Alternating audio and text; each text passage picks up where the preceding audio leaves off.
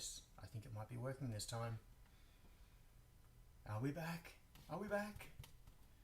Let's see if we've got data coming through. I think we do. Alright, so I've messed around with this a bit.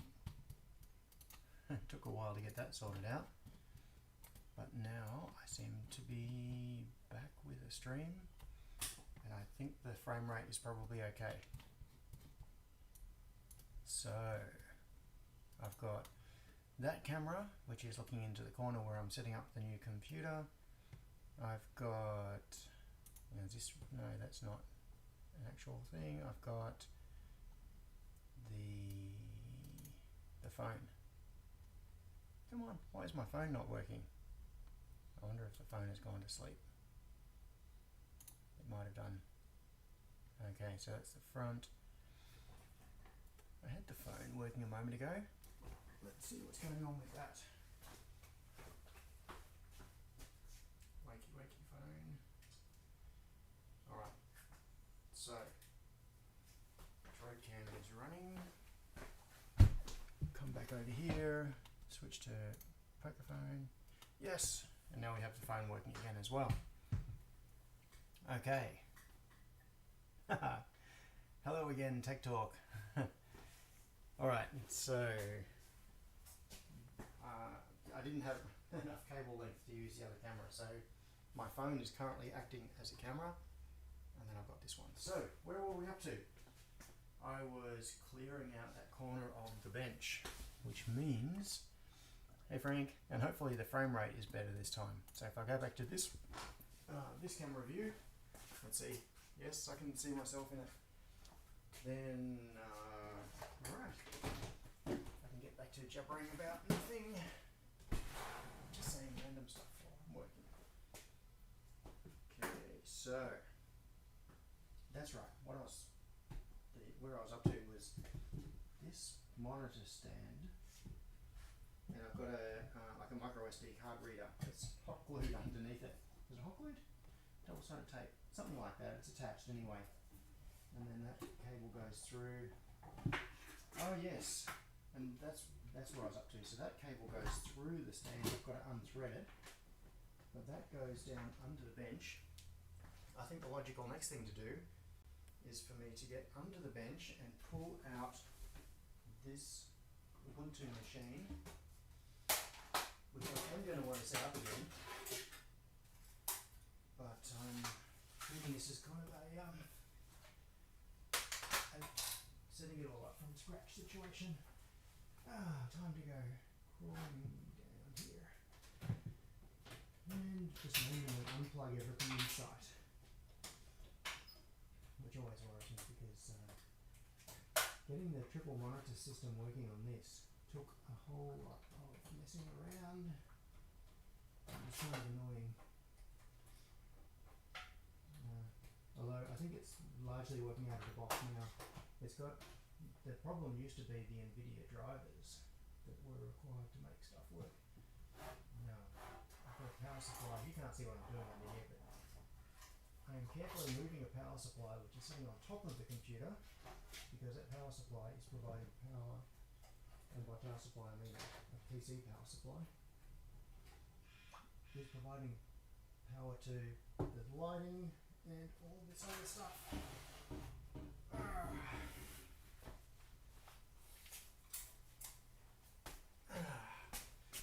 What was that boing?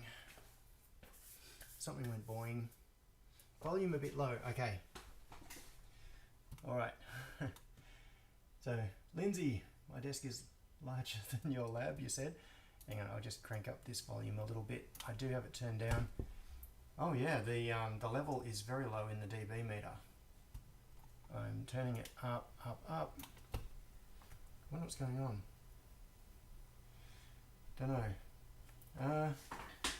Might be a little bit better than it was. Oh, those notifications are the vacuum cleaner complaining that it's stuck on something. Right. Now, can I get this computer out? I think I've disconnected everything necessary. At least it's not so heavy anymore. This computer used to have was 6 or 8 discs in it. And hard disks are heavy. And you start putting a few of them into one machine. Oh, dust. It's gross. So this is an opportunity for a deep clean. Oh.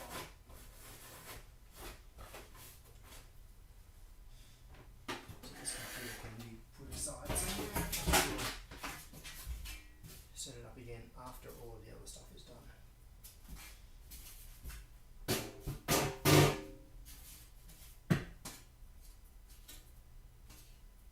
Yeah. I need to get the vacuum onto this. That's just big dust things everywhere. I'm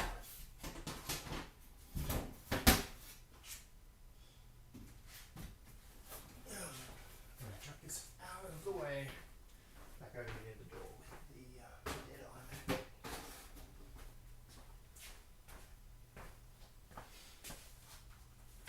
Yes, definitely vacuuming required. Wow. I try to keep open surfaces as clean generally, but when you have things like computers stuck under benches for a long period of time, there are nooks and crannies and things you can't get into easily, and rubbish builds up in a bit of work. Right, so that's the trackball for my Linux computer.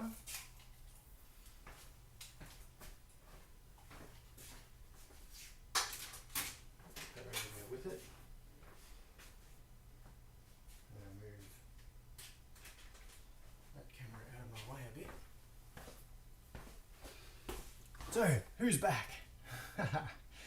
DefPom is here, Primus NZ. Has the automower kicked the bucket? No, it hasn't, it's still going strong. Oh, so the audio is still low. Oh, I don't understand why that is. Maybe it's the system volume. Alright, hang on. Where do I get to system volume? I really dislike some of the changes in current Mac OS. Things that used to be one click away or exposed directly in the top menu bar are now buried multiple levels deep. Alright, input. Input level. Okay, I'll turn the input level up. Hopefully that's a bit better. Alright, now, so I've got the input volume set at 75% on the system, and I've got it set at 100%. So 0 dB in OBS. Hopefully that will be an improvement. That's louder? Good. Cool, thank you. Now, that's rubbish. Screwdriver. Yes. So.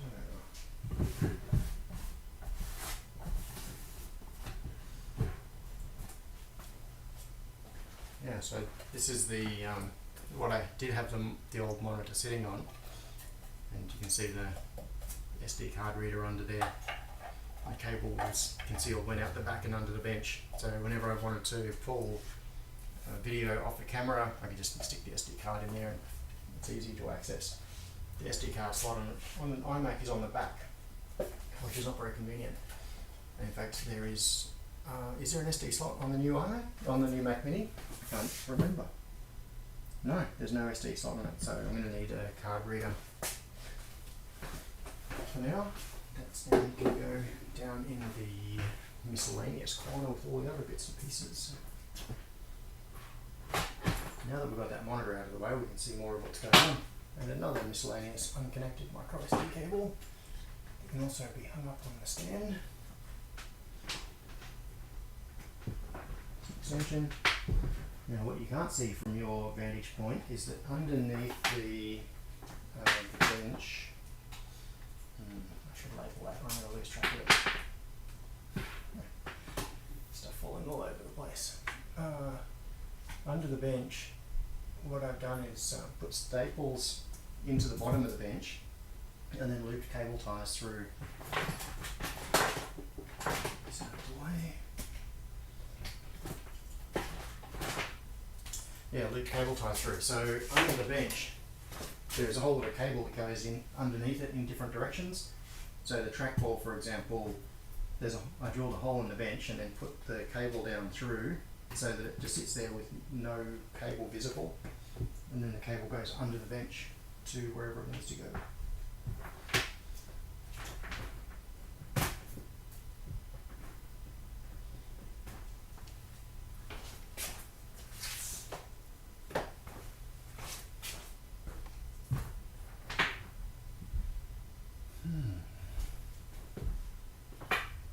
I don't know what to do next.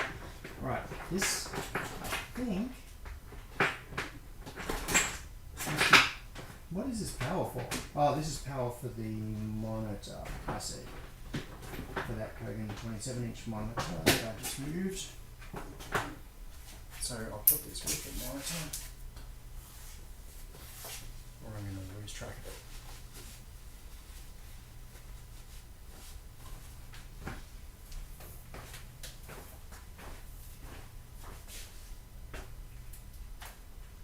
Oh, where did I put that Kogan monitor? I've lost the monitor already. Oh, there it is. I had a camera view, but it's sitting down behind the door.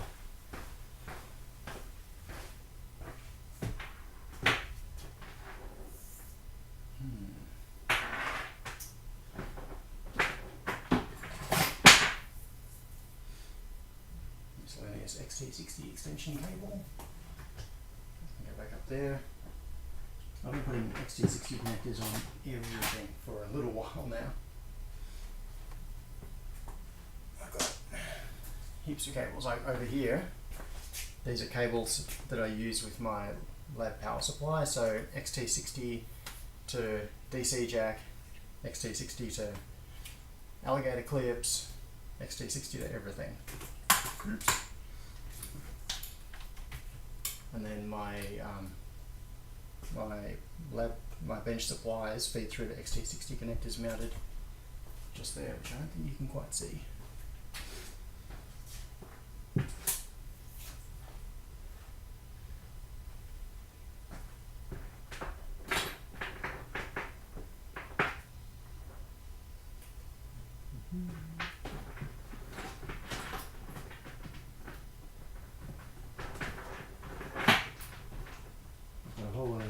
Unplugged cables here that just come up out of the bench and go nowhere. So I'm just going to shove them down through the hole, pull them out from underneath, and figure out what they should be. Right, so this microphone, which was given to me by Grant from, who many of you would know from Discord, has been really, really handy. So it's super cool that he very generously sent this to me probably a year or two ago now. No, when was it? It would have been not long after I started doing live streams. So and I started doing live streams at the start of the first major lockdown around March 2020. So it would have been over a year ago that he sent it to me. So thank you very much, Grant. It's been really handy. What I think I'm going to do now is pull it out. I made up this bracket so that I could have it sitting, pointing at me, basically pointing straight at me, but just out of field of view of the camera, so you couldn't see that it was there. So for now I'm going to move it out of the way.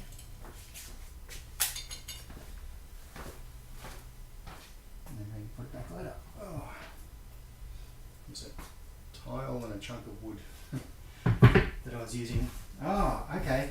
Actually, this is what I was using previously to elevate the Thunderbolt display to get it up to the same height as the iMac. So I should just put this back in place. I'll use this again. It's kind of a bit crappy and dodgy, but it's not too bad.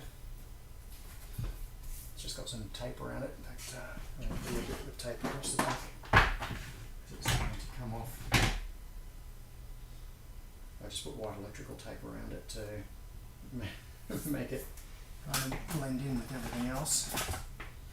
And it's a combination of a piece of wood and a floor tile, because I had miscellaneous floor tiles lying around the place after doing renovations. And that combination took it to the right height.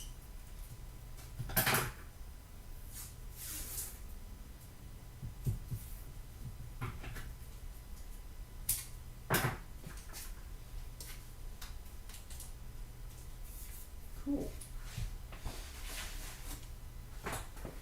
So, how can I do this? Let's see if I grab this. Might have gone back to sleep. I'll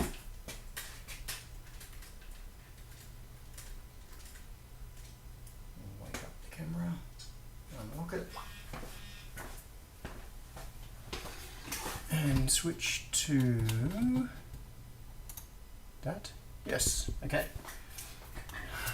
You can see yourself in the live stream. Well, I can see myself. Right, so that I'm going to switch under here. Hopefully without knocking over this cable, which goes to the Panasonic camera sitting up there. Alright, so I've got to get that one out, get that one in. And then this monitor should be at approximately the correct height. Oh, it's actually slightly high now. But then this monitor feels old textbooks for monitor stands. I thought it was data sheet, like data books. Yeah, this monitor is now slightly too high, but this one feels too low anyway. I do want to bring it up a little bit, maybe by about the height of a tile. So I could go and grab it. Yeah, yellow pages. I could go and grab another tile out of the garage and stick it under this, but I won't do that right now. At least that means I get my bit of wood back for doing soldering without scorching the static dissipative surface on the bench. Okay. Apart from this cable getting in the way, that's not bad. That's a reasonable setup. That can stay like that for now.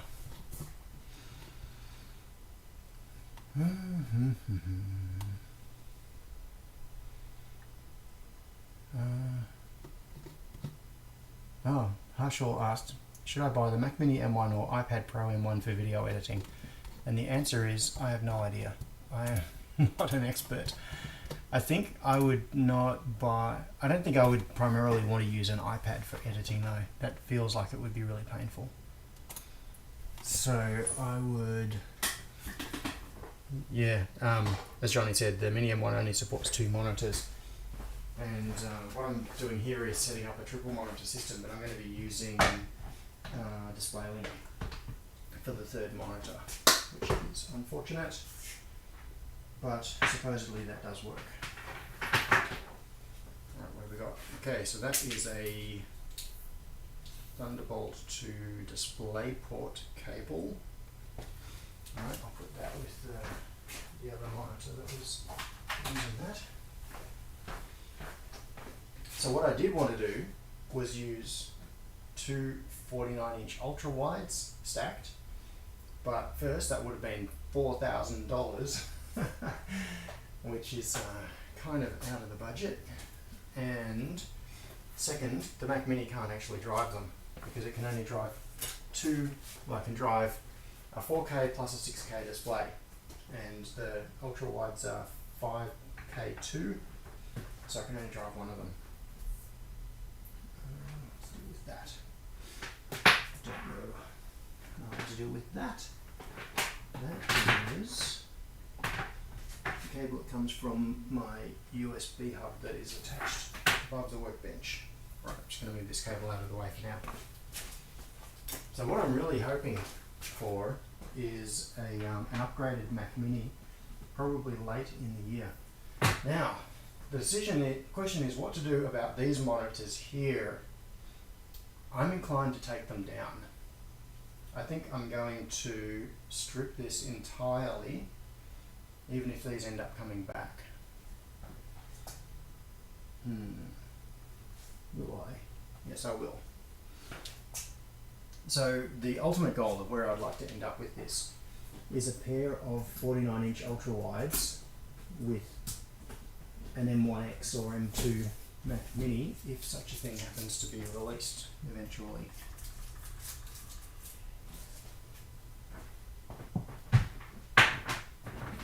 But in the meantime, I'm going to use three 27-inch monitors, 2 driven directly and 1 on display link, which unfortunately requires software processing for the video. It's not ideal. It's limited in terms of its refresh rate and uses up a chunk of bandwidth on USB. But that's the things we have to do.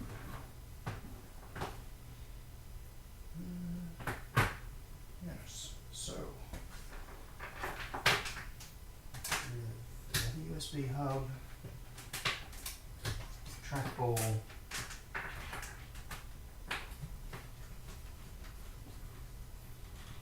that's the power for this hub. So I'm going to cut it.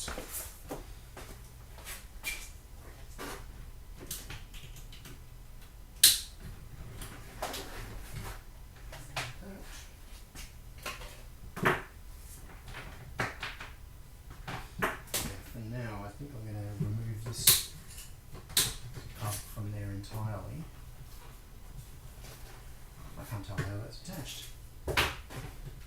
Oh, it's just stuck in the paint. Alright, so this is it's an okay USB hub. Probably one of the better ones I've found. No USB hubs are good. They all tend to be horrible. Okay, where's the power for that?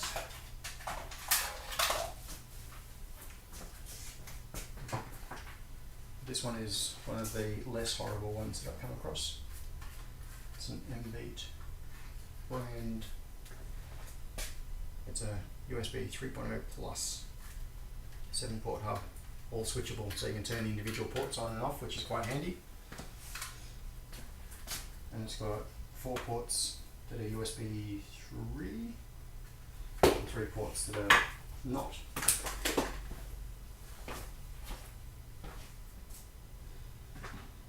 What do they go to? These are power to something.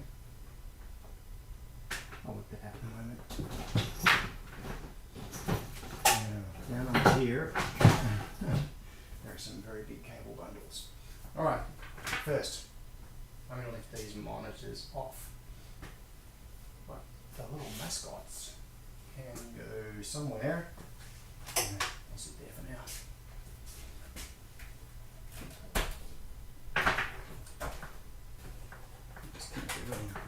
Find back there.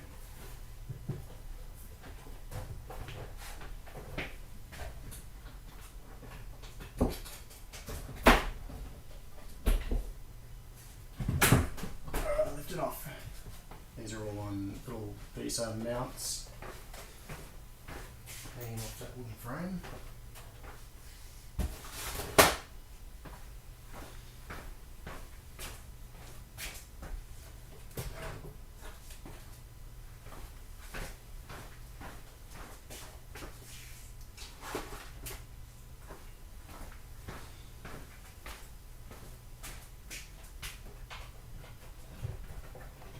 This one can get this one can might be it. Yes. Oh, that's right. This is funny. This monitor, I actually do not know who did this. Ages and ages ago, I was using this monitor. Originally these were at at IVT. These were my work monitors. And I was pulling it apart one day, or moving a computer, and I found this label on the back of it. I don't think it's focusing so you can read it. And it just says, "What is up with John Oxer?" I don't know. Someone at some point has decided to put a Ergonomics label asking what is up with me on the back of my monitor.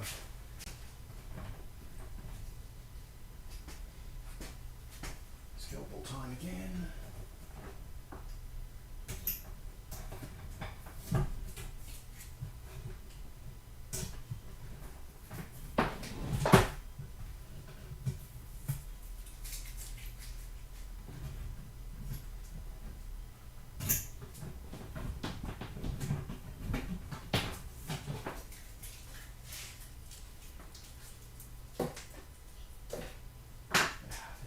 Process. At least it starts off messy. Hopefully it ends up a lot cleaner than it began. Cables everywhere. Right, I'll stuff these ones under. And go caving again. Unplug whatever I can find down there that is just not going anywhere.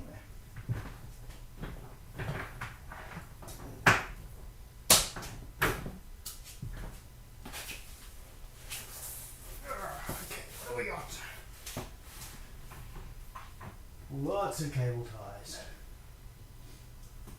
Lots of cables attached up under the bench.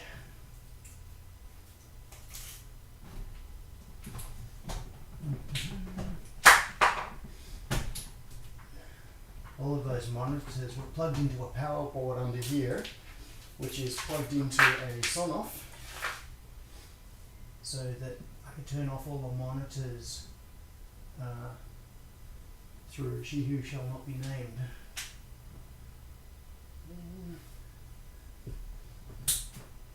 Clear some more cable here. So when I walk in the morning, I can just tell She Who Shall Not Be Named to turn everything on. And then when I leave last thing at night, ask her to turn them all off again.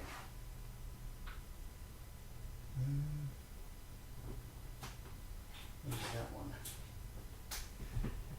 Random power cable, not plugged into anything, so that can go. So USB extension cable here that goes somewhere. I don't know where it goes.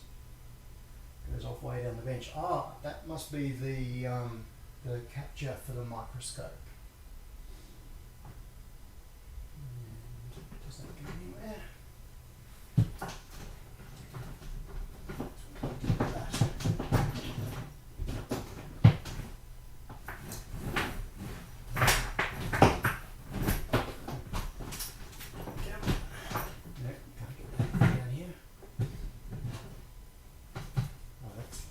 For the label printer, got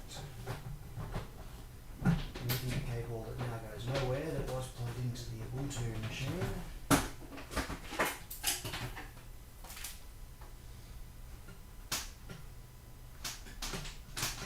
There's a USB extension cable. What was that one? I don't know. USB in particular is going to have to be totally redone though, so I'm not going to be too shy about ripping stuff out. I'll treat this as much of a clean slate exercise as I can.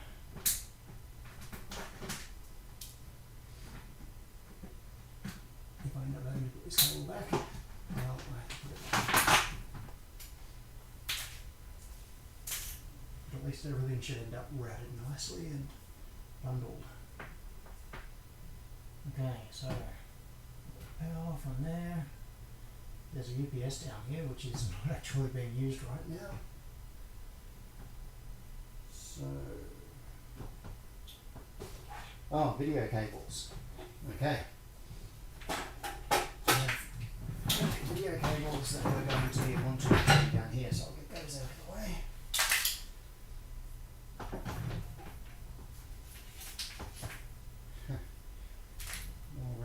USB cables. And I'll try dragging that one up from the top. Fix another power cable.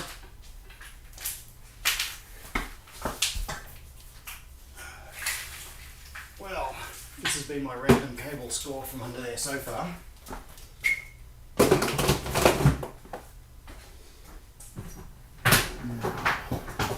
Here, my DVI cable.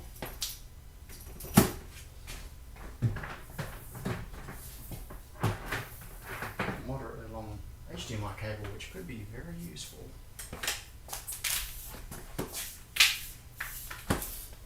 Just wiping it down.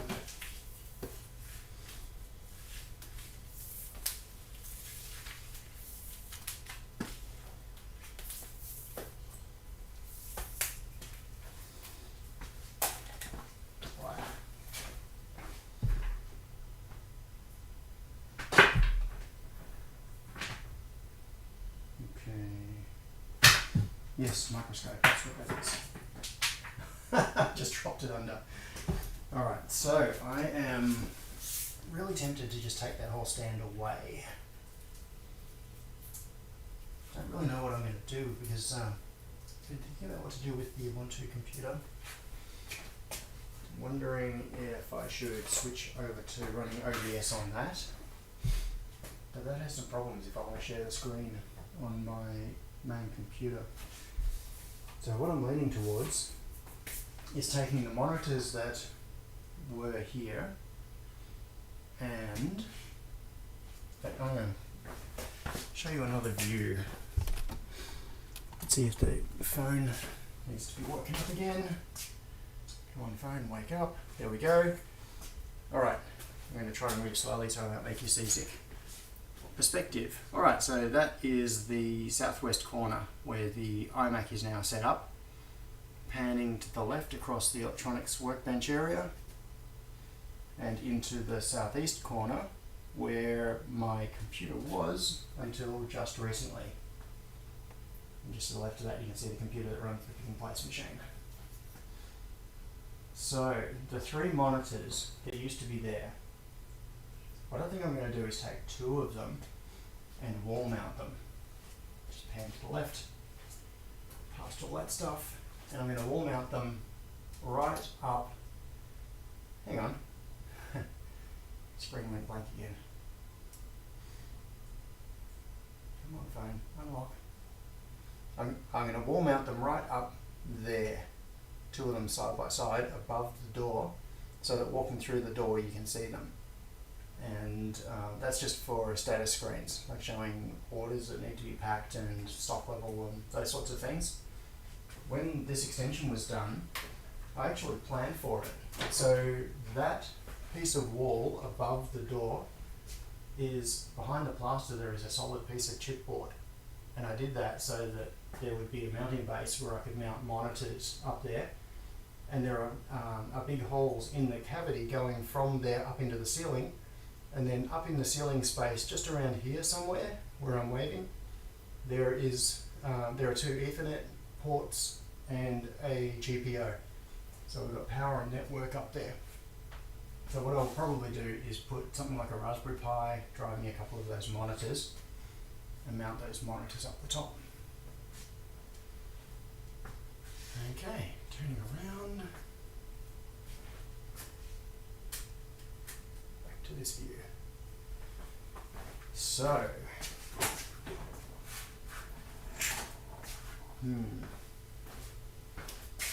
so I'm thinking I will just move these for now.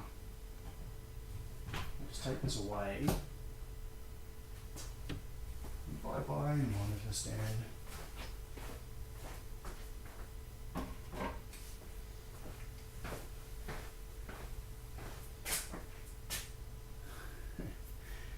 Yes, dust and rubbish everywhere. Now I'm probably not going to need this. With the old computer setup, because I had the Ubuntu machine, 3 monitors there, 3 monitors here, 2 disks, and a bunch of other stuff plugged into it, I needed lots of power ports. Most of these I'm not going to have in the new setup, so this power board is just plugged in underneath. We're going to get that out. Where is that one? Here.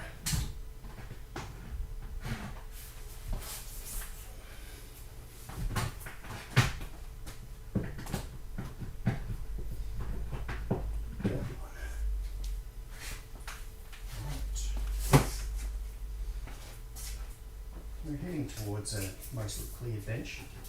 Still a big mess of dusty crappiness.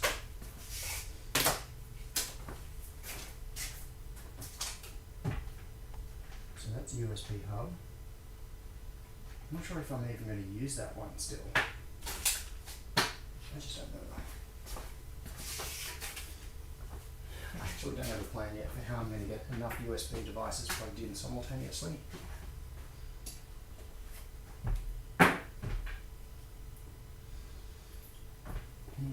Where does that go? Oh, it's just a ring hanging up, that's all it is. It's an old style USB A to B lead. So that can go in the box anyway. This is the label printer. And I love my label printer, so that's going to stay. I'm not sure about this. This cable is it's an audio cable. It plugs into the headphone jack. Well, it actually plugs into the like a 4-way jack on a Mac, and it converts it into a 3-way headphone jack on a little 3D printed thing under here. So if I've got headphones, I can just plug them in without reaching around behind the computer. I will probably keep that. So I'm going to leave that sticking up out of there. I'm going to shove the lead down. This Ethernet cable is for the pick and place machine. Move those off bits of blue tack. And we're getting close. Now, can I do this any neater? Don't know. Step one, I'll get rid of some of this dust. All this stuff stuck on the wall.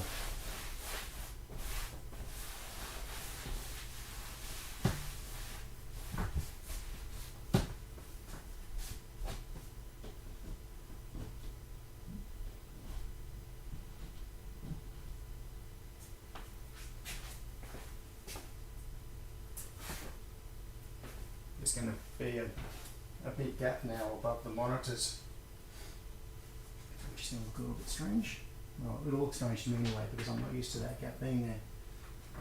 Alright, what are these two power leads doing? Do we need them? One of them goes up there to that, and that is power to the overhead camera. So yes, that one needs to be there. They're not necessarily plugged in where it is. And the other one, where does that go? The other one goes to this power adapter, 5 volt 6 amps. Where is that going? Oh, that is for the LEDs, I think, that run. Yeah, it's for the located strip LEDs. Alright, so those probably need to stay, but not necessarily plugged into those sockets.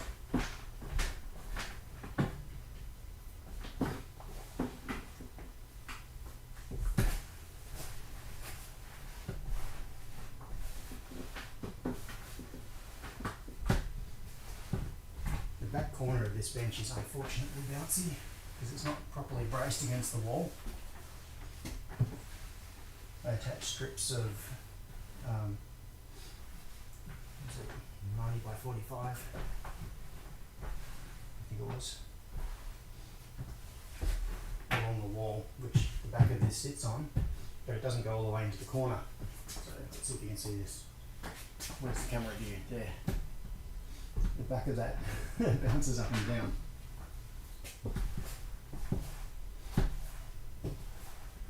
The back corner of this bench isn't very load bearing.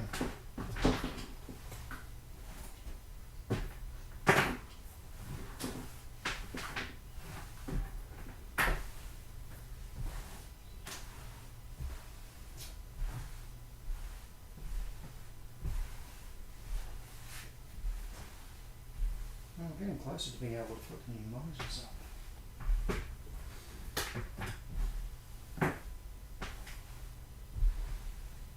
Blah. Yuck.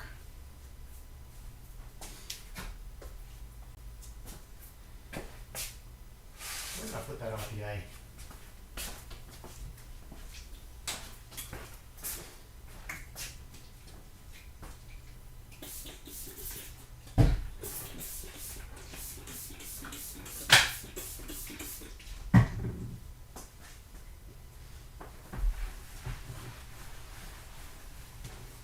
It'd be nice to resurface this bench, but I'm not going to go that far.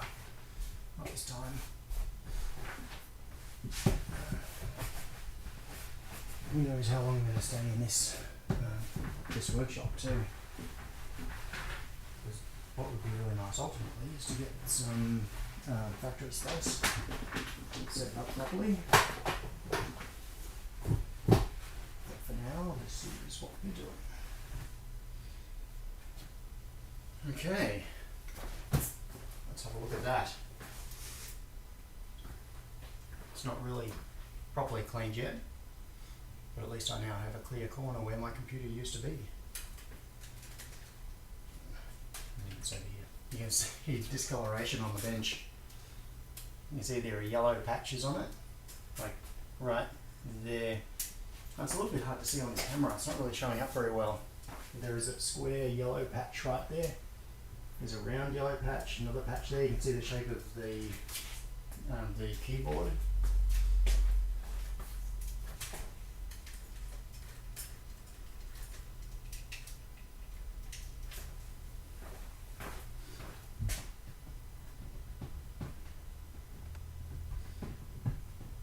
So,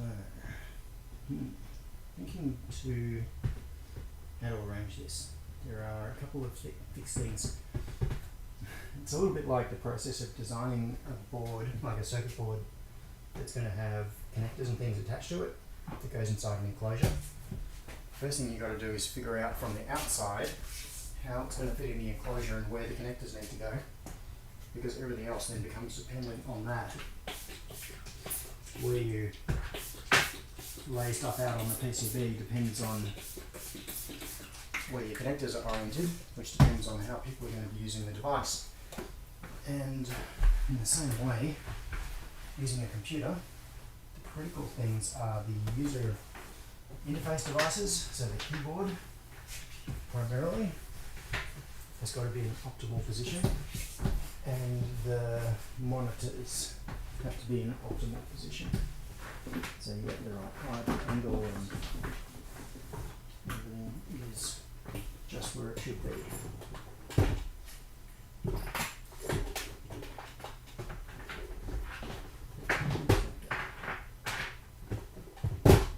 Okay.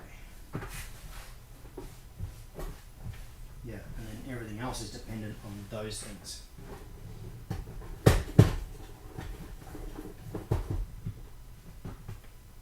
So, once I've got myself a nice clear space to work with. This blue tack is not very tacky anymore.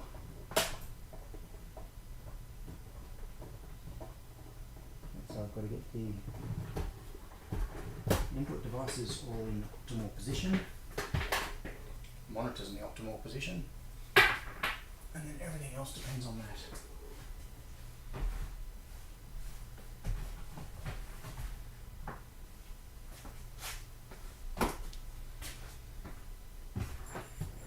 I hope you're having a good time just chatting among yourselves, so I haven't looked at the chat for ages. I've no idea what anyone will be talking about. Alright, now that is what? Okay, that is the dyno labeler. I'm going to chuck that underneath. I want to get rid of these power cables too, because they're really annoyingly exposed.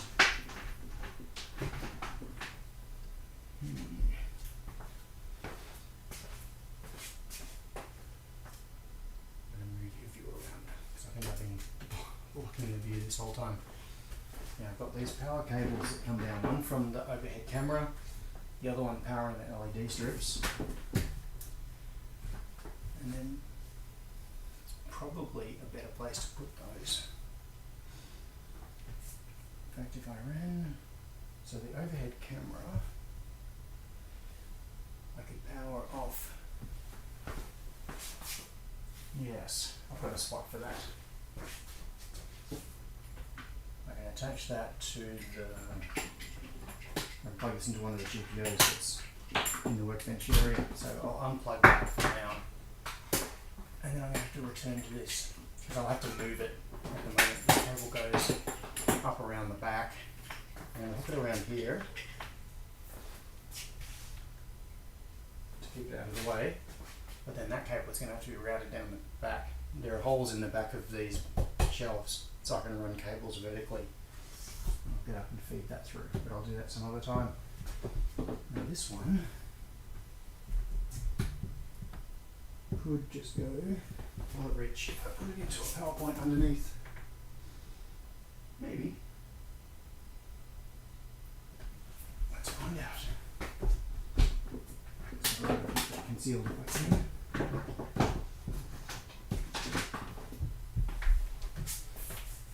Keep everything concealed if I can. Oh, it's so dirty down here.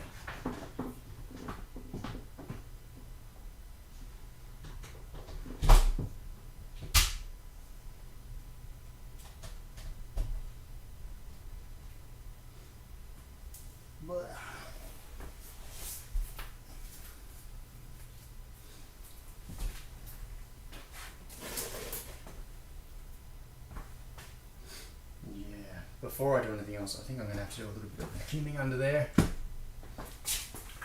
Otherwise, if I don't start with everything clean, then I'm just going to make stuff dirty as I'm putting it on here and then moving things around. So, time to hit mute, I think. First, over there. And where's mute?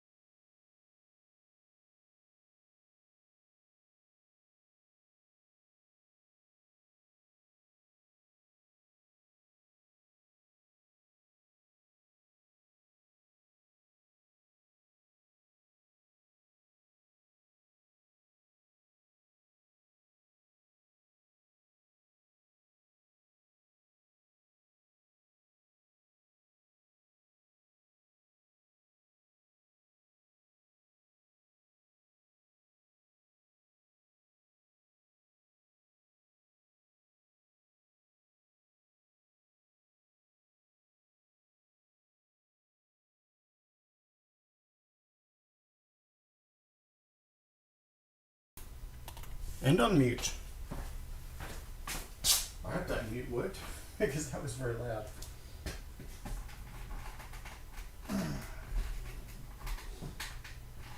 No, this is very sticky in the blue tack.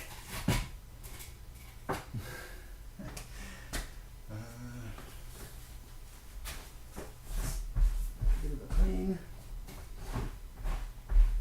So this is one of the fixed position things. That position is pretty much optimal for me. Let's turn that just cleaned out.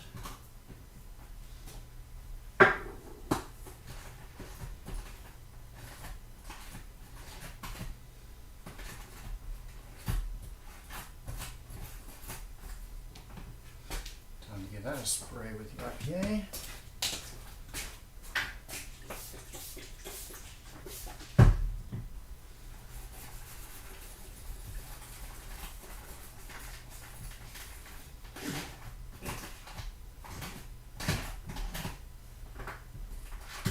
I really like trackballs. When I first started using them, I didn't think I would. And so my friend Mark is the one that had been using them for a while and told me that I should give them a go. And I tried it and it seemed a little bit unnatural at first, after being used to a mouse, obviously, for so many years. After I used it for a little while, I just got used to it, and now a mouse feels unnatural.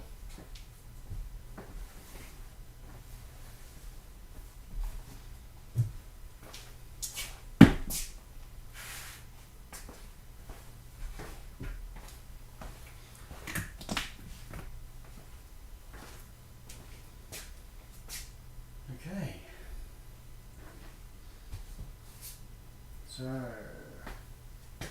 before I get the monitors out, I should wash my hands.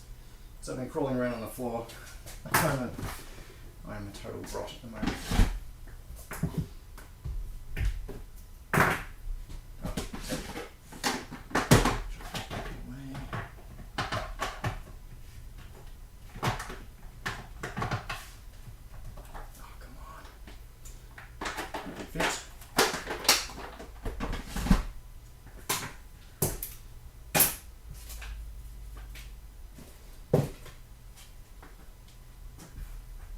Now, we have ourselves kind of a clean slate. Yes, I will wash my hands. But first, view switch. And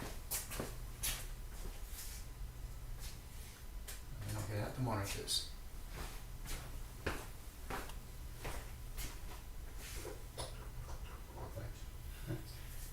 Can't see me right now, but I'm in the bathroom washing my hands.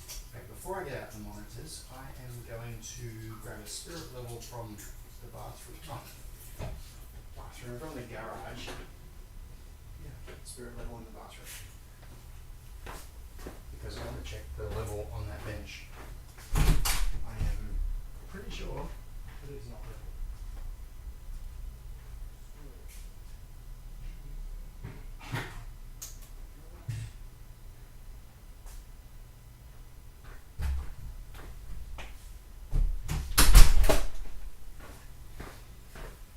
Alright, that is not level. It's low on the right, significantly low on the right,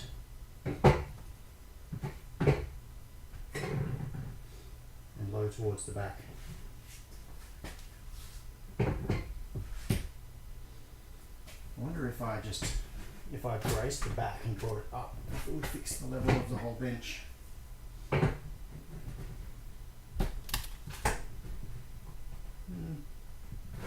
Would certainly be an improvement. Let's see what it would take to do that before. No, that would be a fair bit of work. There is a big bit of pipe running underneath here as well, which is my air evacuation system, like the fume extraction system. And there's a big bit of pipe under here that goes all the way around, and it's kind of in the corner, so getting something underneath that back corner is not going to be easy.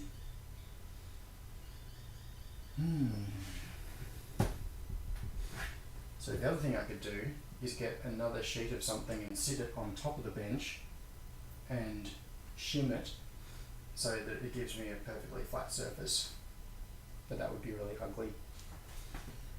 Alright, I think what I'm going to do is chuck the monitors on and we'll just see how bad it is. So, now we get to the bit of pulling out the monitors.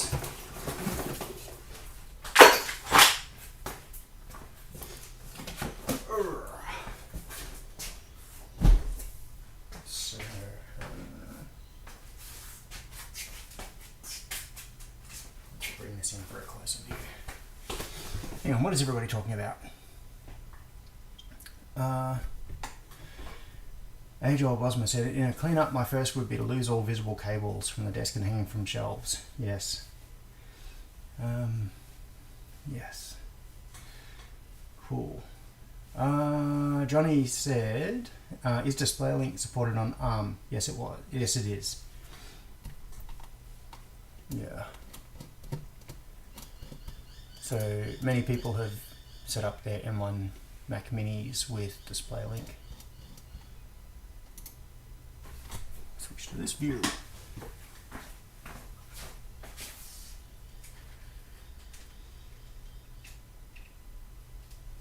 So, time for the unboxing.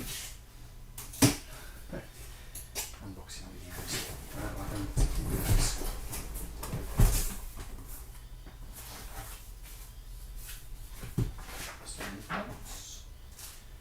A bag just to put a piece of paper in. Fine. The other thing I don't know is whether I've even got all the cables I need for connecting this up. Came with an HDMI cable, which is nice. I'm also going to need a USB-C, like a Thunderbolt cable. Hopefully they supplied that as well, otherwise I'm going to be running on one monitor for a little while at least. Because the Mac Mini only has one HDMI port and relies on Thunderbolt for the other connections.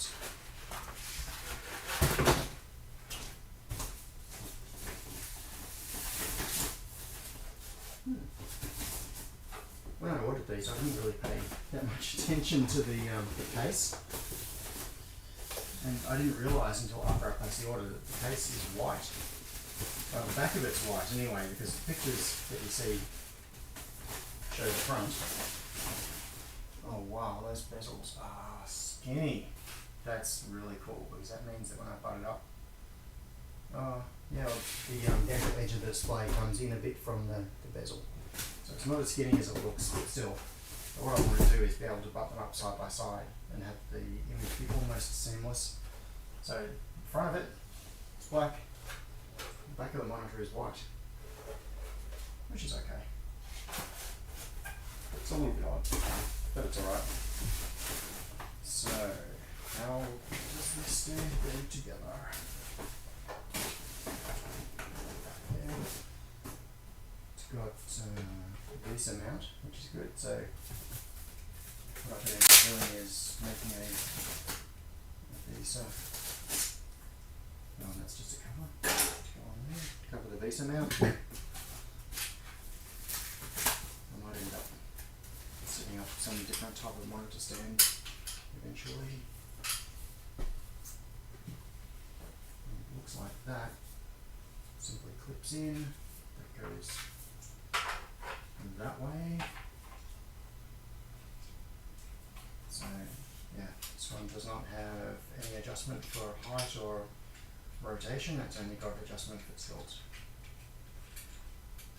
which is slightly unfortunate. There are two different versions of this monitor. There is the Q model and the QS model. The QS has a fancy stand and it's a lot more expensive. So I just got the Q model, which is the simple, cheap one. Which way does that go? Could go either way. Oh no, it has to go that way. Cool. Alright, so that covers the VESA cable.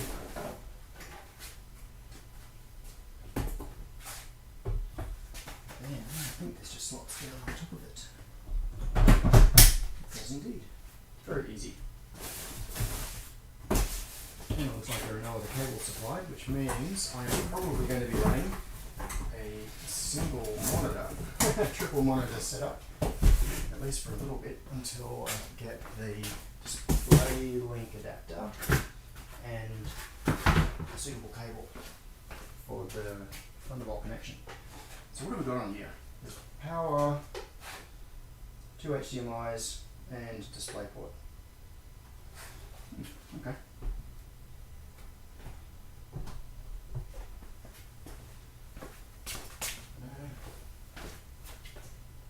I'm just going to shove it back out of the way because I'm going to do the same process now with the other two.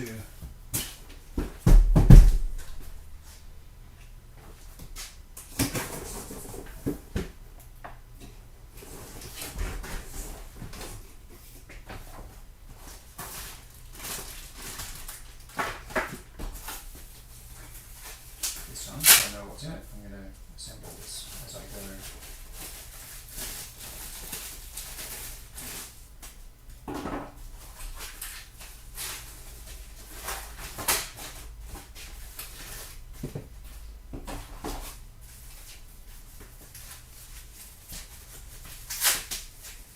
I keep expecting my phone to go flat because it's streaming video at the moment, and I can feel it gets quite warm while it's doing this. So at the moment my phone is running it's running Droidcam, which is streaming video over Wi-Fi to OBS, which is then streaming it up to YouTube. Phone chews through its batteries pretty fast while it's streaming video.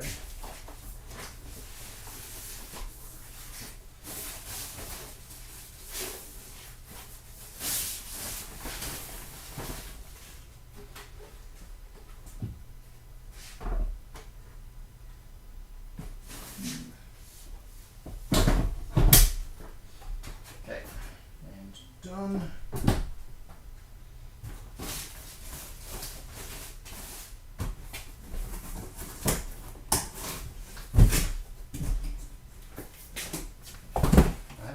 Keeping boxes up in the ceiling. I've got boxes like the original boxes from my iMac and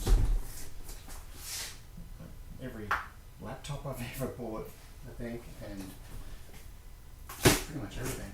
Even boxes for things like Wi-Fi access points and Ethernet switches. I think the general concept behind it was if I ever end up selling it, I can rebox stuff and make it all factory original. And there's nothing much else. Yeah, I've got plenty of storage up inside the ceiling space. It's hard to get to, so I can't really take much heavy stuff up there. But bulky light things like boxes kind of stack up in the ceiling.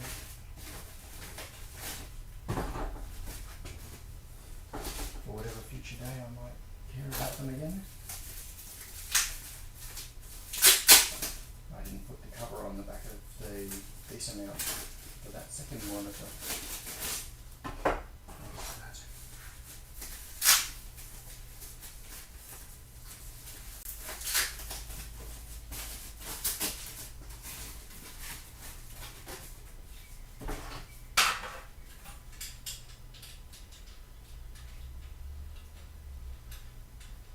So to get these monitors level, I'm going to have to chock them, which frankly sucks. I'd like to have a perfect level bench as a starting point, because if your foundation isn't good, everything else that builds up from it is rubbish.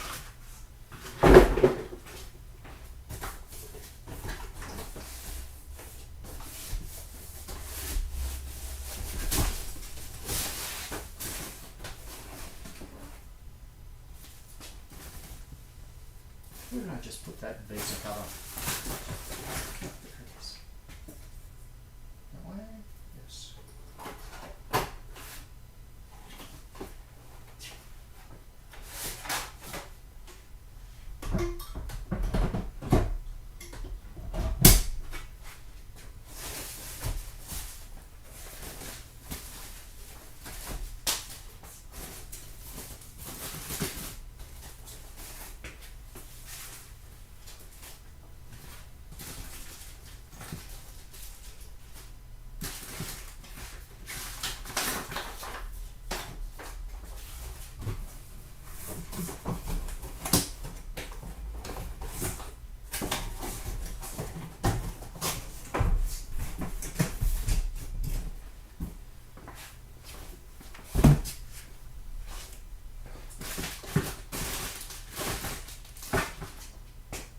We're getting somewhere.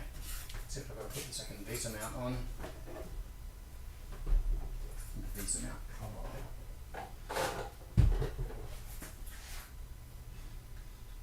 Yeah, so that's right. As I was saying, Visa mounts. That is actually one way that I might overcome the unevenness of the bench. So what I might end up doing is setting up some kind of a monitor stand arrangement. And the other thing is that these will probably be too low. Normally I have a tape measure right here. I still left it in the garage. Because what I want to do is get the top of the monitors to be just a little bit above eye level, and I think these are going to be quite a bit lower than the other monitors. Let's find out. Oh, rather than use a tape measure, I'm just going to use a measuring stick. So where my finger is the top of the other monitors. So you can see here that, oh, which camera are you on? That side, okay. So the top of the other monitors, the iMac and the Thunderbolt display, came to there. And which camera are you on? You must be on that one. Yes, okay. Yeah, it was up about here. So they need to come up a couple of centimeters at least anyway.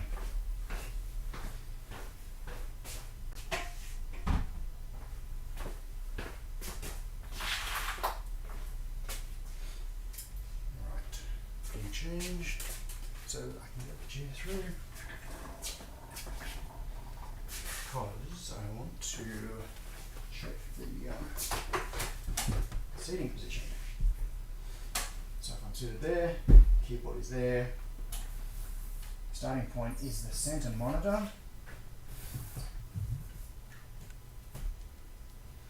Yeah, really low, and in particular, like a lot of the time if you're using a single monitor, what you'll do is have it so that it's tilted back a little bit, so that when you're looking at it, your eyes are straight onto it. But because this is going to be butted up with other monitors, it has to stay perfectly vertical, which means that the whole thing needs to be lifted up in order to get the eye angle correct. That'll be too low like that.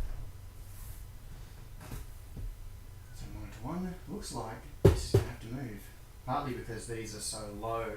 With the old monitors, it actually came above the label printer a little bit, came sort of behind it and above it, but this is just not going to fit. So I think what I'm going to do is build a custom monitor riser. Yes, I think that's going to be the plan. So raise these up significantly and have clear space underneath it. But for now what I'm going to do is move the label printer out of the way so that I can get the monitors into the actual position where they need to go. Yeah, that needs to go back a little bit. Something like that. So if I make a custom monitor riser, what that will do is give me a flat base as a starting point, and then the legs of the riser can be adjusted to make it sit totally flat and allow for the fact that the bench isn't perfectly level, and then the monitors have a perfectly flat surface to sit on. So yeah, that's still tilted back. It needs to be really vertical for these to butt against each other.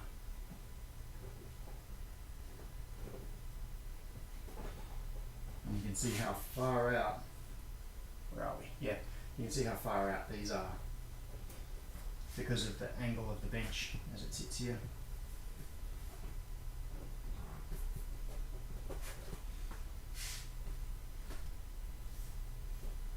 So what we're going to end up with today is just a temporary setup, but at least I'll be able to use the Mac Mini.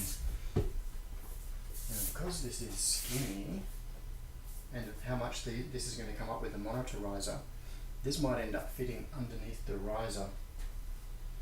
For now, I wonder if I can just sit the monitor on this. I've got another Mac Mini, the other older. As a test. Let's see if that height is any better when I'm sitting at it. Yeah, that height is okay. It could do with coming up just a fraction higher, but that's raised at maybe 20 millimeters. What is the thickness of a Mac Mini? Must be more than 20 millimeters.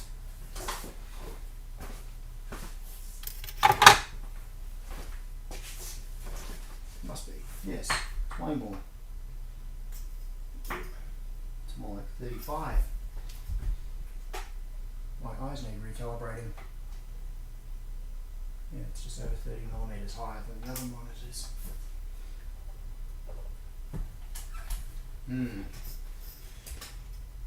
So, I think what I need to aim for is maybe raising it about 50 millimeters off the deck, give or take. So that would take it up to about that height. Yes. But making a monitor riser is not a project for now. It's a project for the weekend. Well, it kind of is the weekend. What is the time? 5:29. It is now officially the weekend. Alright. We've got to get it to the point where the Mac Mini is running. At least driving one monitor. Because I want to see what these monitors look like. It's super duper 4K monitors. So that. What is that? Looks like there's maybe a speaker. I don't know if these monitors have speakers in them. I don't think so. I assume not. I didn't even look when I was checking the specs because I don't really care. I'm going to set up I've got a set of proper speakers with a subwoofer and amp and everything. I'm going to set that up as well.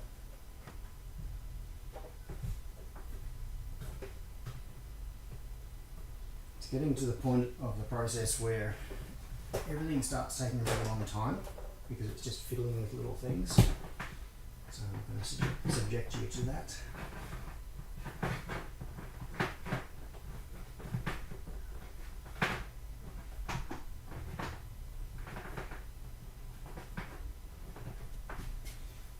Okay, what do I need? Power for the Mac Mini and keyboard is here. Should go about there. Trackpad. I think this is the trackpad that I paired with the Mac Mini. Monitor power. Might as well use one of the brand new AAC leads. I feel like I need an afternoon snack. Peter, have you been telling me to eat? Feels like you should have been.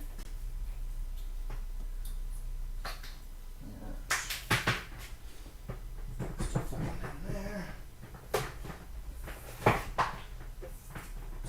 This power lead to the monitor, I'm going to put into the power board I've got underneath the bench that is connected to the sign-off, so that all the monitors will power off when I shut down the lab at the end of the evening.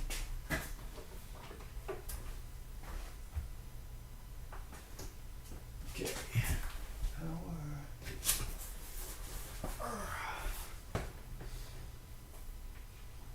Yes, I'm going to need to be doing a lot of cable tying down here to get everything neat.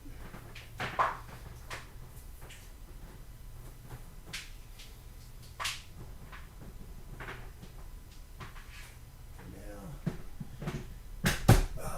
plug that into the central monitor position. Then I need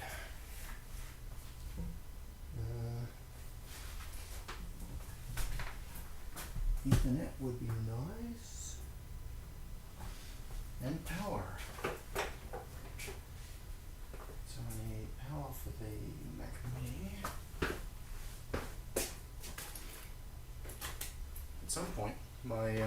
my microphone's going to go flat too.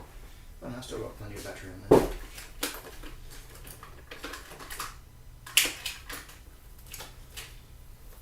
Okay, so we have Ethernet.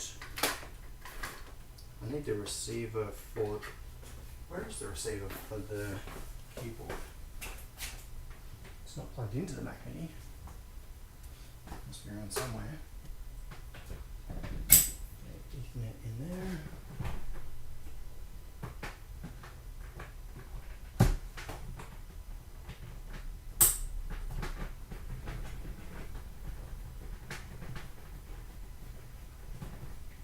I might switch that to an Ethernet socket under the bench. Yes, I will, just to make it neat.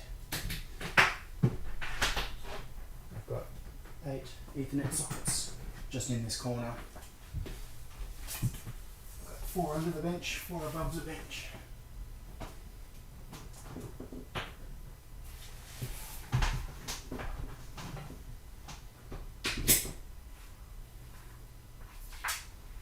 Okay, that's done.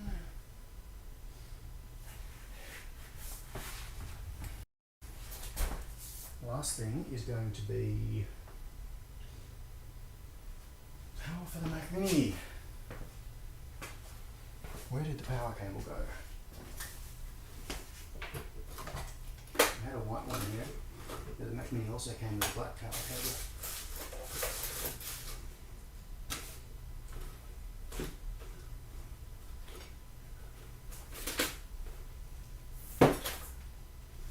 I'll use this one for now.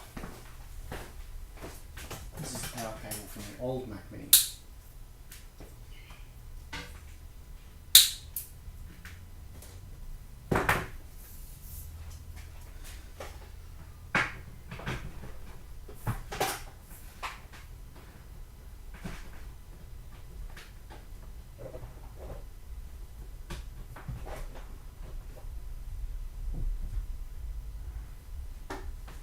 But seriously, I need to find where I put the, there's a hub, oh here it is.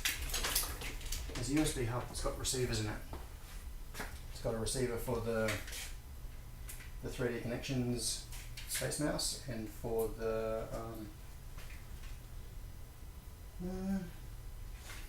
keyboard. Alright, I'm just going to plug that in as it is for now.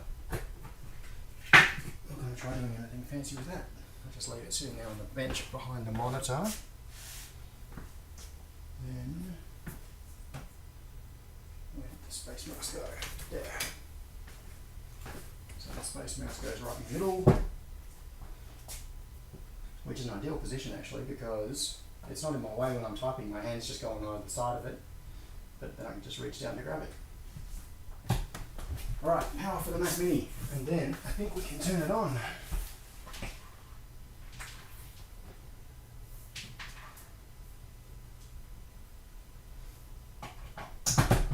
Once again, a lot more cable tieage required to make that neat.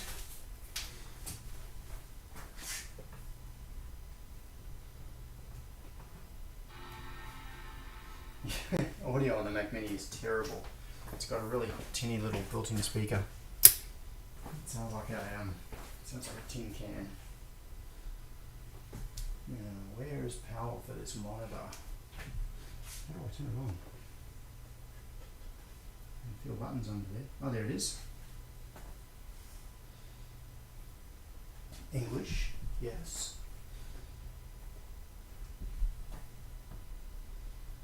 Scanning for signal. Ooh, we have signal. Just going to get this in a spot where I can get it close, but then I can also get the chair in.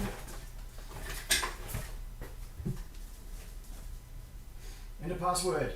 Oh, trackball isn't working because that will not be plugged in. Where does the trackball go? I'm going to feed that up into the USB hub just for now, I think. Oh, it goes all the way over there. I see. Alright, more cable tie. Removal required. Come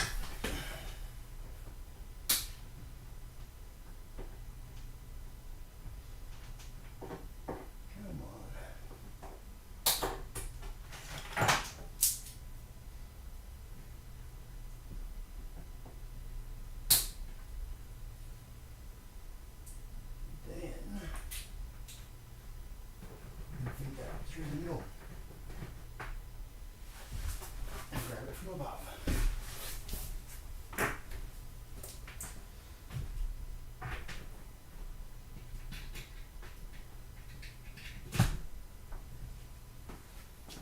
resolution looks off. I suspect I'm going to have to change it. Now, can you see over my shoulder if I type? I'm going to block the keyboard.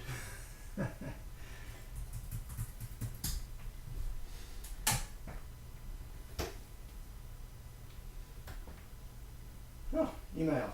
Opening by default. Alright. Well, that's working.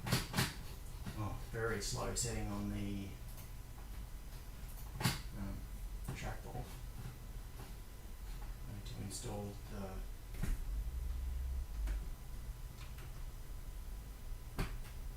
Is this awake?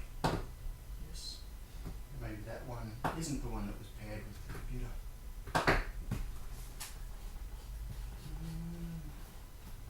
I need to install a Logitech drivers. I don't think it's got the Logitech stuff installed. Logitech, yeah. So I've got a sort of slow mouse. Default for display. Cool. What options does it give? Large text. More space. 3840 by 2160.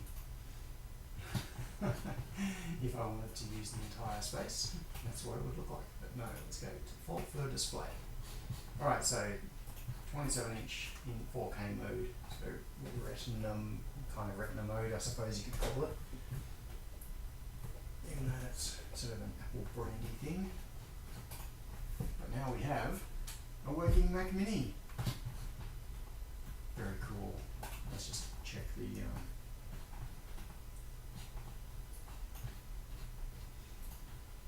All 6 inputs have now been activated. You can move the model in any direction simultaneously. The Space Mouse is working. Proficiency, try moving the model in one direction at a time. You can also test yes, your... I want to exit. Alright, now I need to get this trackpad working. Maybe it just needs to be paired. I don't know what this IVT Magic Mouse. I think it's that one.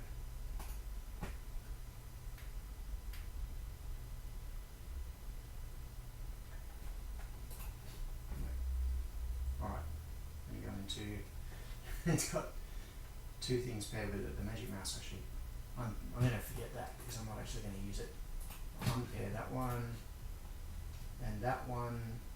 I thought it was this, but maybe it's not. So I'll put this one into pairing mode.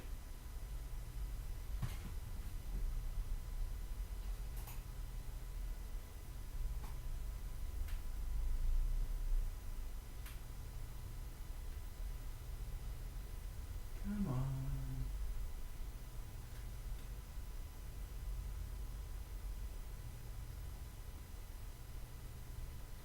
It's got the blinking green LED, which means it's in pairing mode, but it's not showing up. That often means just that the batteries in these things are getting low as well when they start doing weird stuff like that. So let's give that a try.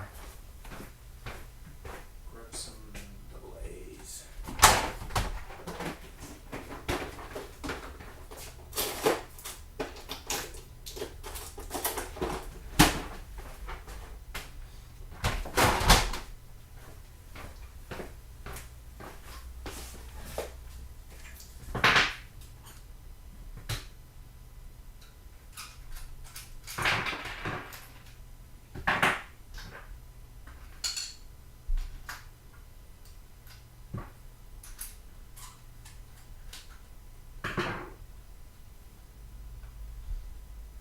Where'd it go?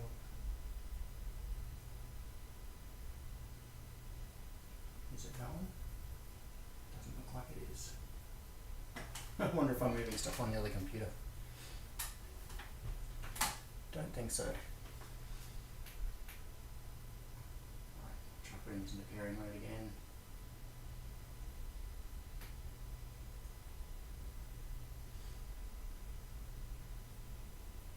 Alright. Fast blinking, so it's in pairing mode. And yet the Mac Mini is still not seeing it.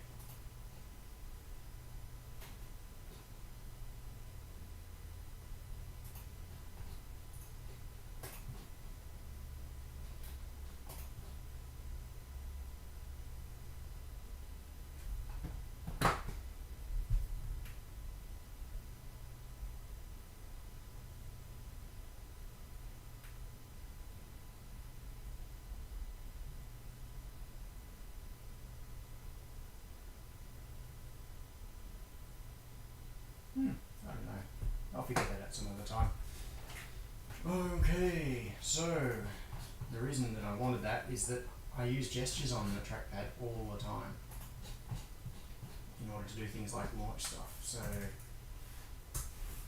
let's just start up Fusion 360 for a bit of a different experience to running it on the iMac.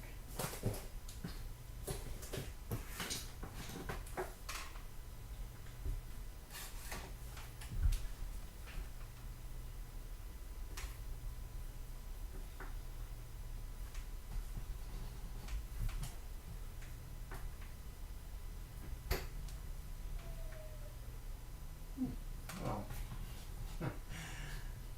that's better than the 15 minutes plus that it takes to launch on my Mac, on the iMac. I keep going for the left-hand thing. I really commonly, I'm just wondering if you can see this. Yeah. My usual way of working is trackpad under the left hand, trackball under the right hand, and using both of them at the same time. So like two fingers scrolling on here while moving the cursor here and selecting stuff.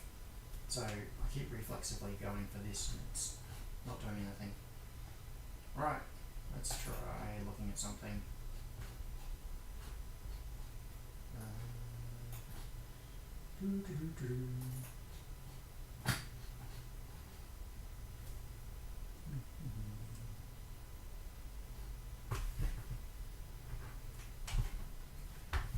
Well, first impression of this screen is that it's really clear, which I expect it should be as a 4K monitor. Yeah, that is so sharp. But the other thing is that the color is very different. Like looking at the color on this compared to looking at the color on my Thunderbolt display, the Thunderbolt display looked kind of yellow. Like when I'd be in Fusion 360 like this, and this is all like tones of grey, it would have a bit of a yellow tinge to it. But with this, it looks like a really clean grey. Looks like it should. I don't have, because I haven't been using this computer for anything much, it doesn't have anything cached. So things like Fusion 360 projects, when I open them, it's got to pull them down out of the cloud before I can do anything. But once I've been using this one, it should be a whole lot faster. Is Dropbox up to date? Yes, it is. So while it's doing that, let's open Eagle. It's so frustrating with this slow thing. I've got to install the Logitech drivers. Whoa, that was fast. Eagle opens quickly. Projects, PWC, hardware, board, go. Wow. Okay, we have managed libraries. So this is the Permobil wheelchair controller project that Chris and I have been working on recently. Update.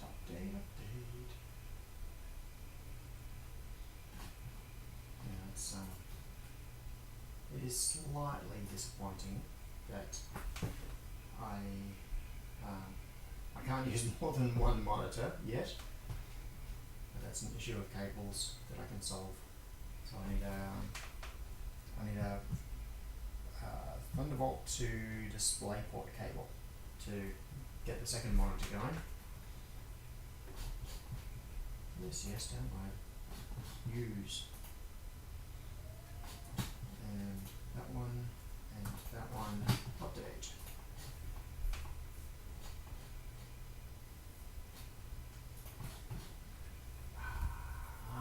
More gestures on this.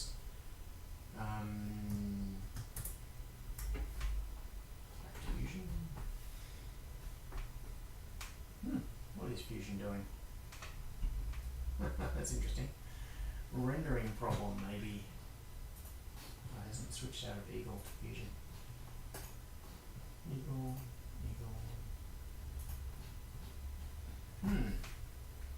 I have been using Fusion and Eagle on this Mac Mini, so I know they do work. But it's pitch balling, which is sad.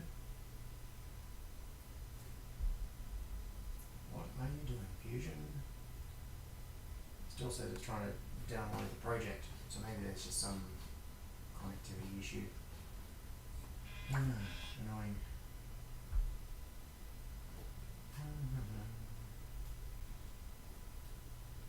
Alright, what else can we do? I don't know. Let's... Even this is fast. Like just, no block. Just opening a tab on a browser. I've got too many. I need to add, which one? It is johnoxford@gmail.com. No, I'm not going to click show password. And use the security key. Okay, phone or tablet. Get a verification code. I probably shouldn't be showing all of this on a live stream, should I? Okay, now to get a code, I'm going to, let's see, I'm turning my phone away, gotta unlock it. Come on, unlock the phone. Now if I may not be able to get the verification code while it's doing the streaming, but I will try. Okay.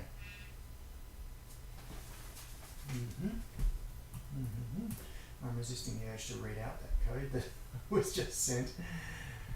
And log in. And switch to that account. And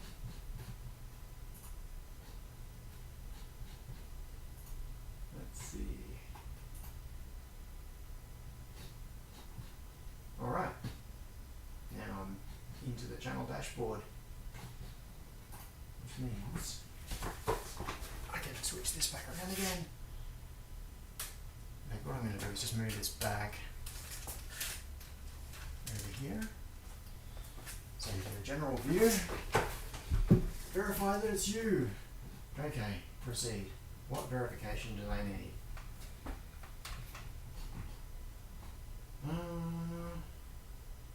Alright. Then tap 80 on your phone to verify that it's you. Now, how do I get the sign in notification? Yes, it's me. I'm revealing my two-factor authentication as I'm going through this. Alright, so now I'm signed in, which means on this computer I should now be able to see the chat. Yeah. Nah, I won't do it over here.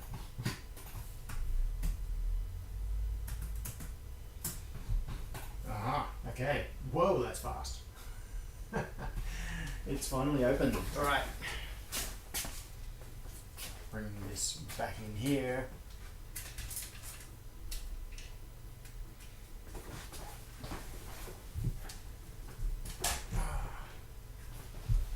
So, Fusion open and the space mouse. Now I can spin around in this project and navigate it. Woo. Oh, the zoom on this is it's amazing compared to doing this on the iMac. That is so fast. It just felt really frustrating and slow. So this is incredible. Wow. Alright.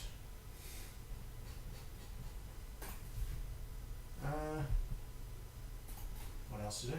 I don't know. It's a computer. It works. So I've got a whole lot more set up to do on this bench area. I need to make a monitor riser and sit the monitors on it, so bring them all up.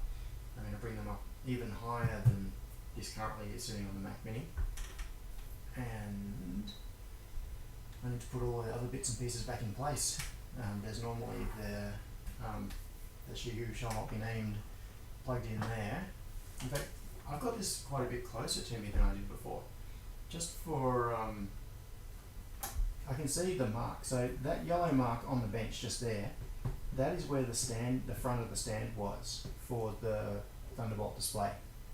And this connector here, this cable, this was plugged into the back of this Echo. And that was further back than this. It was in front of the monitor slightly. So what I'm wondering is whether all of this needs to go further back, which might improve the field of view issue a little bit. Let's see, if that just goes straight back. In fact, I can see there's a circle on the bench here where this used to be. So I'm going to put this back in place right there. And then move these monitors back and butt them against that.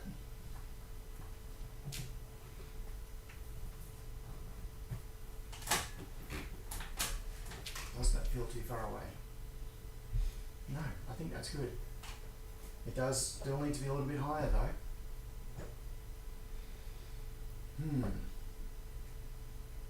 I think that position is pretty good. It's far enough away that the field of view across the three monitors is reasonable, but it's close enough that everything is clear and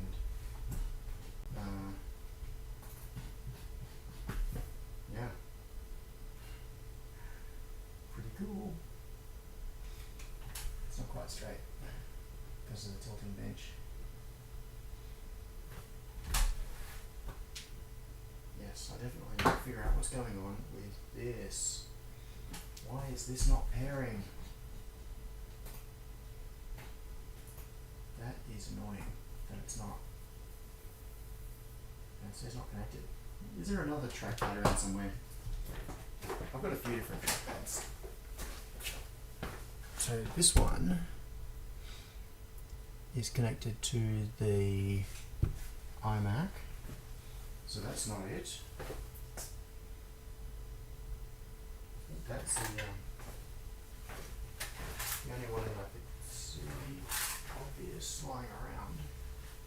I'm pretty sure this one that I've got here on the bench. Oh, the next thing of course I need is a calculator. Oh, no, it's this calculator. This is the one from the other computer.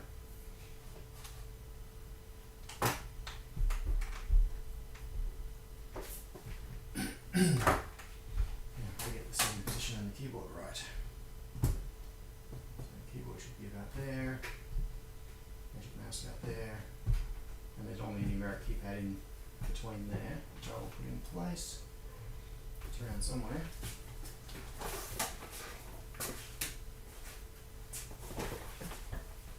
I need to clean these down too. Take the opportunity to give them a proper clean.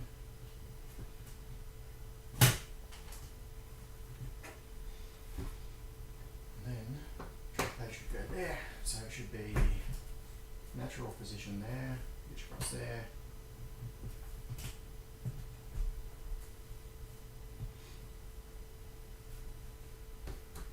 That a bit further up.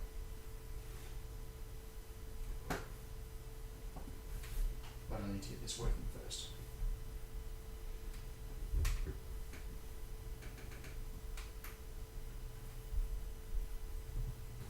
Right, back to Bluetooth. It's one of those things where I just keep trying to do the same thing over and over again, expect that one day it's going to work. When that's not how things work. Come on. Pairing mode. It's definitely in pairing mode. It's doing the multi-blink.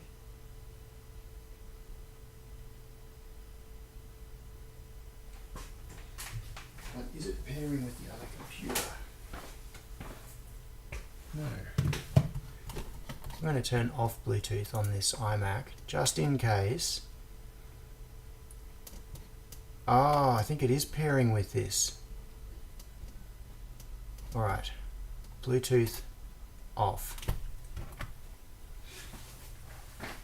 So Bluetooth is turned off on the other computer. Now I'll turn this back into pairing mode. So long press, and then long press again. There we go. Connect.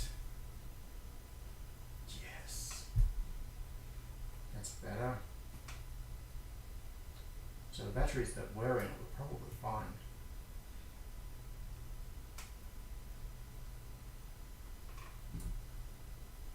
Yeah, now it's working. Alright, I'm going to unpair that one.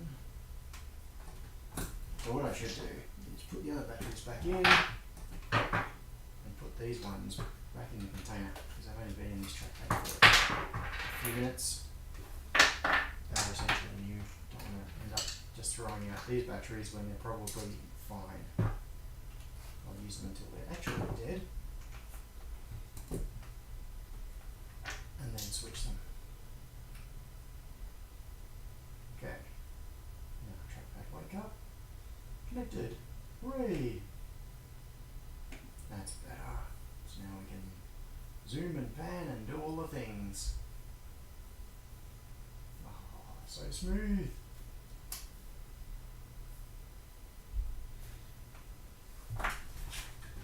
And normally that little custom macro keyboard sits off to the side.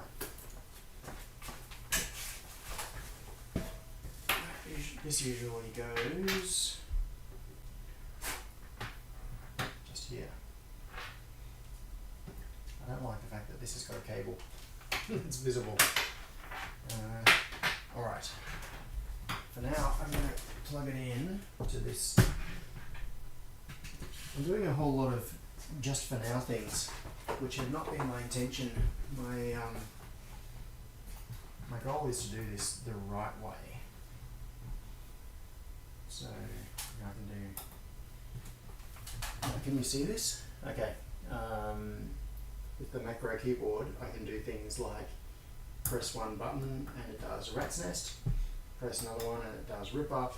I can change tools, so I can go to the select tool and then do that. I can do that, and that's the move tool. I can do route, that's a route tool, the rip up tool, or just by clicking different things under here.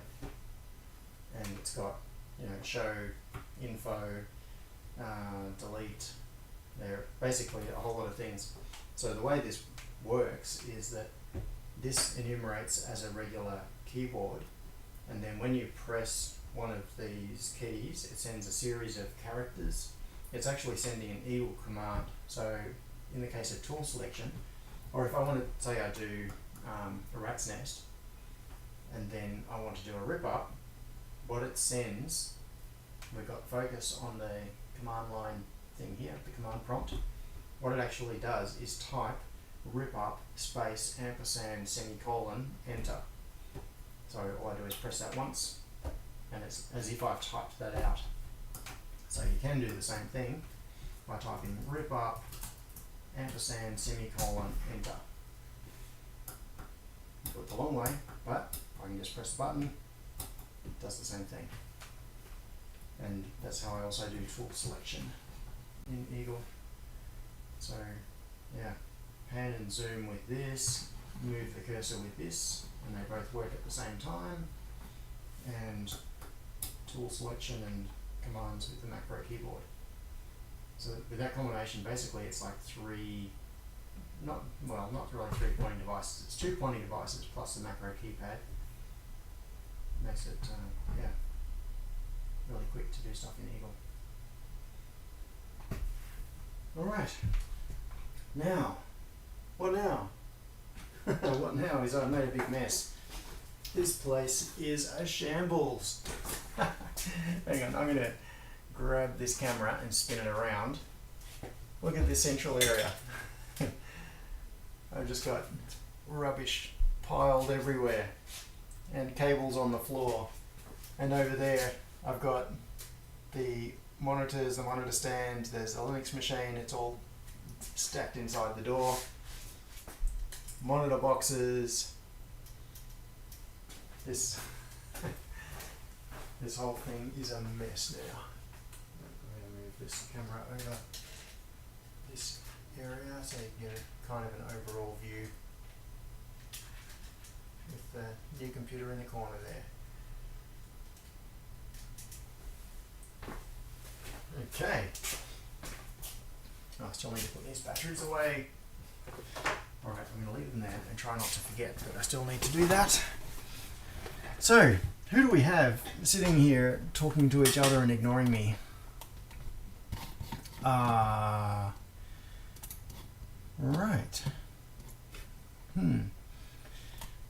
Are you still doing 2 year Tasmoda segments?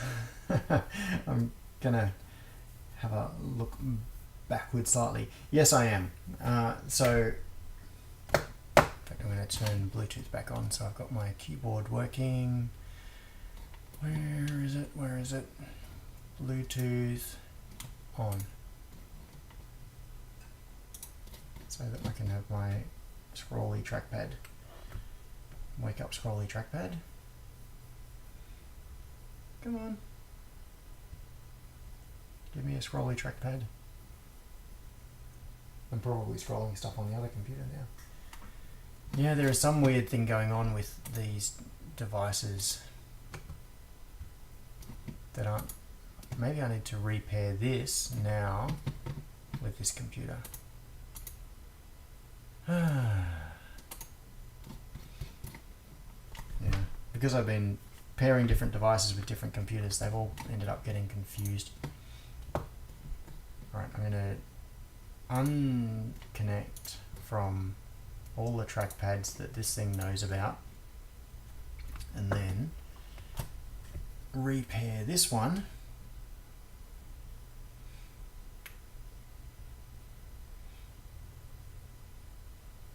There we go.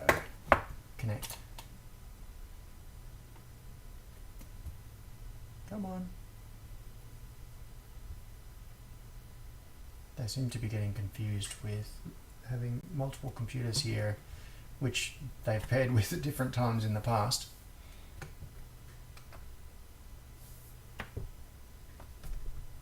Couldn't connect. Very annoying. Alright. I'm going to defer that whole problem.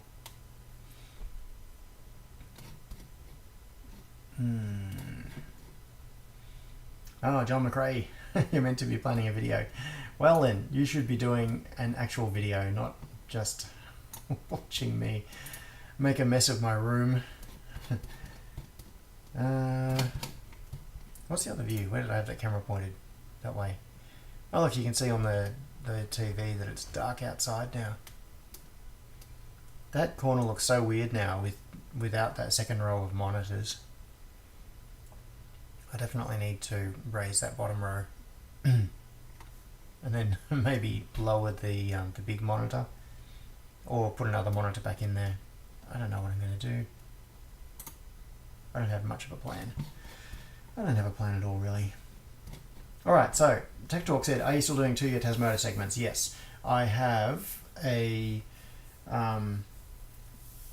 partly refilmed 2 year conversion part 3, which is the serial conversion thing. And now that I've got that Mac Mini set up in that corner, I'm going to do a bit more editing on it. So I've started with editing and reshooting. So it's been kind of frustrating on this computer. Daniel said, good thing you don't get many earthquakes near you with the shelving and boxes above your head. Yeah, we've had a couple of rumbles. They're certainly nothing like Christchurch. Was it Christchurch that had the really bad earthquakes? Where I am in Melbourne, I'm just near Mount Dandenong, which is actually a like a seismically active area.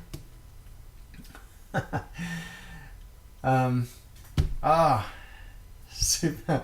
John McRae asked, am I making room for Angus to move back in? That would be nice. So this, where I'm sitting right now, this was Angus's desk up until he left me heartbroken and went to Espressif. But no, he's got other plans. He's going to take a couple of months off and take a break after finishing up with Espressif. So he was there for 5 years. And is it 5 years, 4 years, something like that, a long time. And he's got a very interesting idea about what he wants to do next, and it's not my place to say what it is. So yeah, but what it is really, really cool. I think he might be having second thoughts about it, but I really hope he doesn't. I hope he does what he's planning to do, because it would be super cool, and I would want to be his first customer. Anyway, I'm not going to get into that because I don't want to reveal anything that he doesn't want to reveal. So yeah, he's got an idea for a business that he wants to start, and I think his plan is to do that in a couple of months. But he needs a break.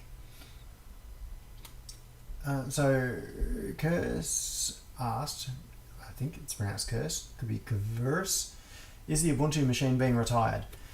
I don't think so, and I'm a little bit unsure about that. So the Ubuntu machine was my main desktop machine for a while, quite some years ago, and it takes a lot of power. It's a pretty well spec'd but old i7 system with 32 gig of RAM. I did have, I think it was 6 or 8 disks in it for a while, which really chewed through the power, and multiple graphics cards and all that sort of stuff. So just running it, I would keep the whole room warm just by running that one computer, which is not very good for the power bill. It's nice having, even if I'm working on a Mac, it's really nice having an Ubuntu desktop as well. And the way I had it set up in the corner over there before, if I switch this view, was now I can point from off screen. So I had the bottom row of monitors was my Mac. The second row of monitors was connected to the Ubuntu machine, and I was running Synergy so that I could use just one keyboard and mouse, or keyboard and trackpad, and move the cursor. I just drag it up and I'd be on the Ubuntu machine, drag it down and I'd be on the Mac. So I would drive both machines simultaneously from the same keyboard and mouse. And having an Ubuntu machine available as a desktop is really handy, and having it on the network is really handy. So I would often do things like run databases like MariaDB stuff.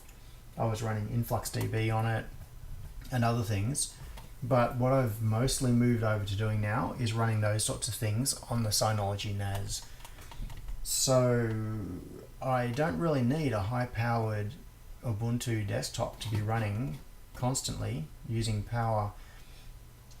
So I'm a little bit unsure. I'm not quite sure what to do about it. I've been thinking about maybe using that for live streaming, but what I'm going to need to do is try running OBS on the Mac Mini and just see what it's like. Now, OBS did have some problems when the Mac Mini first came out. Well, when the M1 chips came out with Big Sur, there was a problem that OBS didn't really work on it, but supposedly it works nicely now. So one plan was to have the Ubuntu machine sitting under the bench down there and use that, have that running OBS, and just start it like on a Sunday when I wanted to do a live stream, and have that acquiring all of the camera streams and everything and pushing the stream out, and that way none of that load is on my desktop computer. But yeah, depending on how well this runs on the M1, then I may not need it. Yes.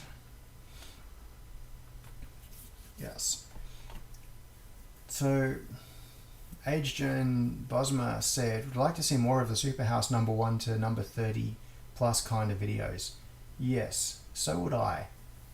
I was talking about this on the live stream on Sunday, and the difference between an explanatory video versus a tutorial video, and recent ones have ended up too much like tutorials, as in do this, then this, then this, and they date because software changes, things change, and eventually you need to do things in a different way. So, and they're not very fun to make. I don't enjoy really making tutorial videos that just step you through telling you what you have to do to achieve something.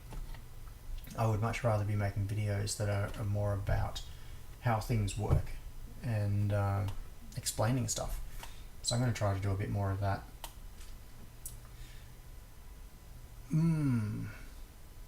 Alright. I have a whole lot of cleaning up to do in this room now. And I'm not going to keep the stream going while I'm doing that. So I don't think it's going to be very interesting. What am I going to do? Yeah, well, until I get the display riser, I can't really do permanent cabling because that's all going to be dependent on the monitors being in position and not moving. I'm going to have to get right onto that, otherwise it's going to hold everything else up. So, yes, display riser weekend, I think. I'm going to need to get some.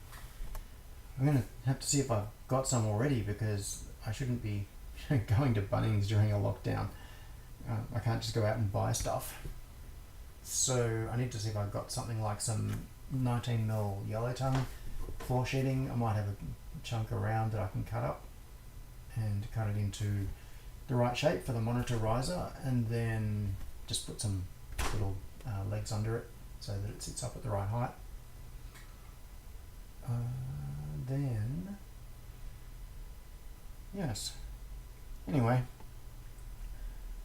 how long has this live stream been? Ages.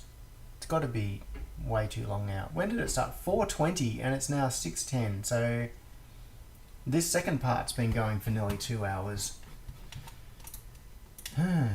Okay. Well, I'm gonna go, but thank you for hanging around while I did random stuff. Not the most riveting thing. It's got to be lunchtime. Yes. Peter, you're right, it's got to be lunchtime. Okay. I am going to end this live stream. So, bye. And I'll be back on Sunday, of course. But hopefully by then I will have this room cleaned up a bit and it will all be a lot neater. And I may even be doing the live stream on Sunday from the M1. So in the meantime, I've got to try installing OBS on it and see how it goes with doing the video acquisition. We shall see. Alright, I'm probably going to need a Thunderbolt hub. Anyway, I've got to hit end stream or I'm never going to stop. Alright, here we go. I'm going to click the button, waving bye bye over my head. Bye.